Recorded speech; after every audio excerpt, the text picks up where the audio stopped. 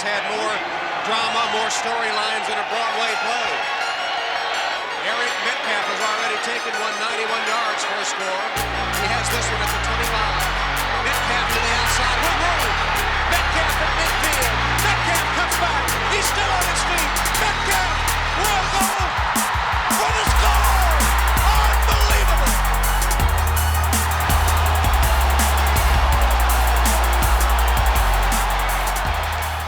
The Eric Metcalf game. Maybe you've heard of it.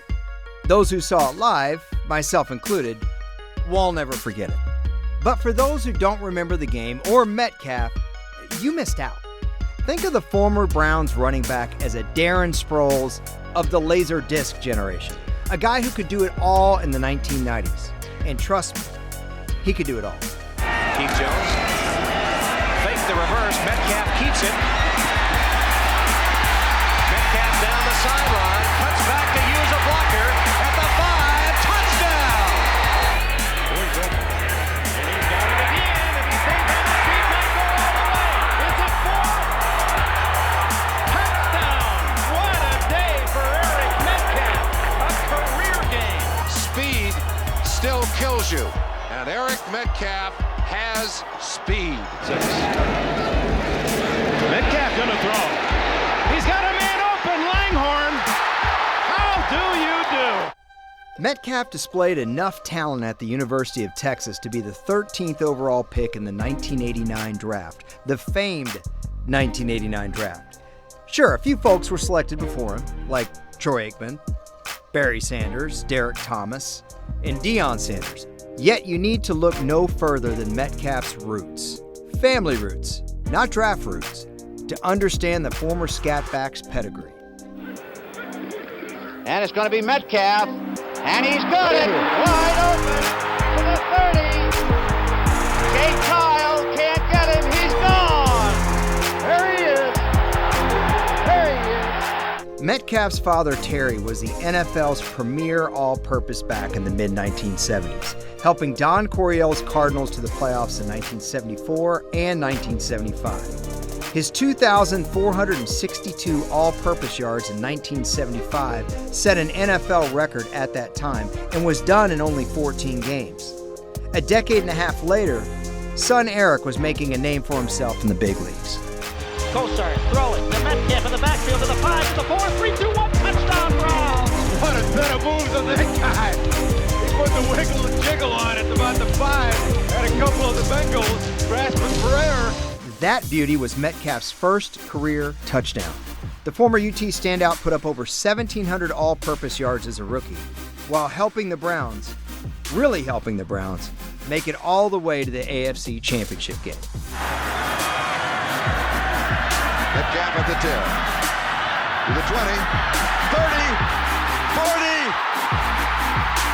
90 yards.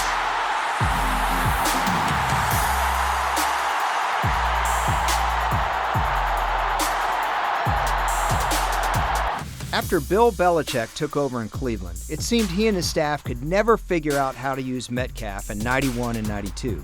Yet in 93, Belichick and company found themselves in the thick of the AFC Central race, finding ways to use Metcalf on offense more and more. In a battle for first place against the Steelers in Week 8, this special player showed the value of special teams, carrying the load for Belichick's Browns. Mark Royals punting to Metcalf. Backpedals to take it at the 10. And a good return. He's got a blocker in front. Metcalf cuts back. Turns on the afterburner. Metcalf will go 90 yards.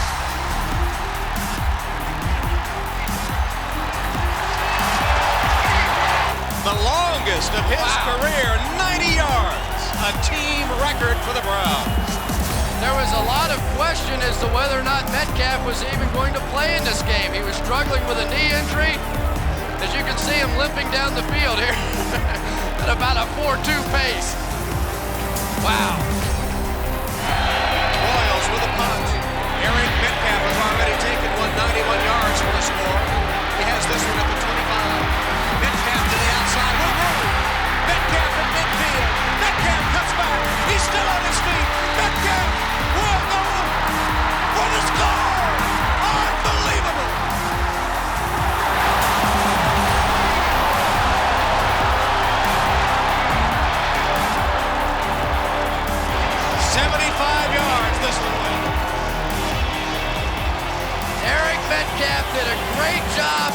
taking a couple of steps up. That set up the wall. And watch the little guy work. Watch the heart. No way you keep him out of the end zone. 2 in 1 day? Are you kidding me? What a play. What a player. Woo. Papa would be proud. Like his father had done 18 years earlier, Metcalf paced the league in all-purpose yards that season, although the Browns failed to reach the playoffs. But Metcalf did his part to make sure Cleveland would make the postseason in 1994, starting on opening day. Oh, Metcalf just undressed one man. Down the sideline, Metcalf could take it all the way. Metcalf in a foot race, and they won't catch him. Touchdown! Following the season, Metcalf sought greener pastures and more opportunities to touch the ball.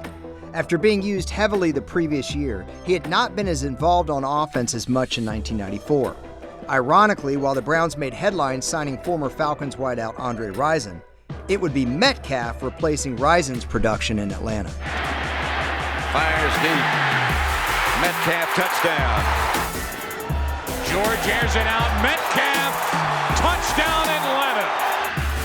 Pass complete, Eric Metcalf, and he is all alone. Touchdown Atlanta. George with the pass to a wide open Metcalf. The one-time running back turned wide receiver rebounded with 104 receptions in June Jones's run-and-shoot offense. That's incredible. Although 1995 would represent his high watermark in offensive production, Metcalf would continue to be a terror in the return game. 2 years later, Metcalf was first-team All-Pro in San Diego when he returned 3 punts all the way. Look out, there he goes. Metcalf, that's exactly what he can do. He's got Johnson to beat, and he's beaten him. Eric Metcalf for a touchdown. Metcalf runs up, takes it, and it's 34.